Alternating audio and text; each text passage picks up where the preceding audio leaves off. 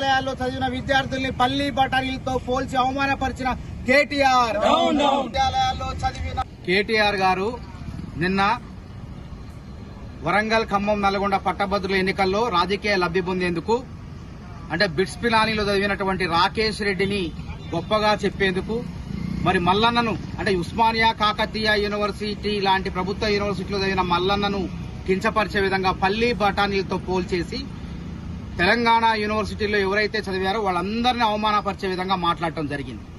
అందుకు నిరసనగా ఈరోజు నిరుద్యోగ జేఏసీ ఆధ్వర్యంలో ఉస్మానియా యూనివర్సిటీ ఆర్ట్స్ కళాశాల వద్ద కేటీఆర్ గారి యొక్క దిష్టిబొమ్మను దగ్ధం చేయడం జరిగింది. కేటీఆర్ గారు బేషరతుగా వెంటనే ప్రభుత్వ యూనివర్సిటీల్లో, ప్రభుత్వ కళాశాలల్లో, ప్రభుత్వ పాఠశాలలో చదివినటువంటి విద్యార్థులకు బేషరతుగా పట్టభద్రులకు క్షమాపణ చెప్పాలని చెప్పేసి మేము డిమాండ్ చేస్తున్నాం. అంటే మీకు అంత లోకువయ్యారా? ప్రభుత్వ యూనివర్సిటీలో, ప్రభుత్వ పాఠశాలలో చదివే వాళ్ళు అంటే బిట్స్ పిలానీ వాళ్లే గొప్పవాళ్ళ? ఎక్కడ గొప్పవాళ్ళయ్యారు చెప్పండి?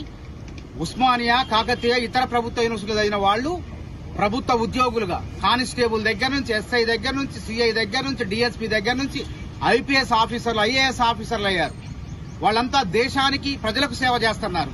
అదేవిధంగా రాజకీయ నాయకులుగా ఎంతో మంది దేశాన్ని ఏలారు. పివి నరసింహారావు గారు ప్రధానమంత్రిగా ఉస్మానియా యూనివర్సిటీ బిడ్డ.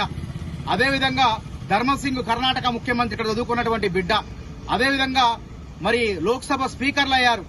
కేంద్ర మంత్రి, మాజీ మంత్రి జైపాల్ రెడ్డి గారు ఉత్తమ పార్లమెంటరీలుగా సేవలందించారు, కేంద్ర మంత్రిగా సేవలందించారు.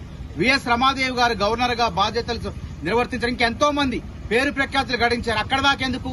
మీ నాయనే మా ముఖ్యమంత్రిగా, తొలి తెలంగాణ ముఖ్యమంత్రిగా ఉస్మానియా యూనివర్సిటీలో ఎంఏ తెలుగు చదువుకున్నటువంటి పూర్వ విద్యార్థిగా, ఒక పట్టభద్రుడుగా మరి ముఖ్యమంత్రి అయిండు. అది గుర్తులేదు? ఆ మాత్రం కూడా గుర్తులేదా మీకు?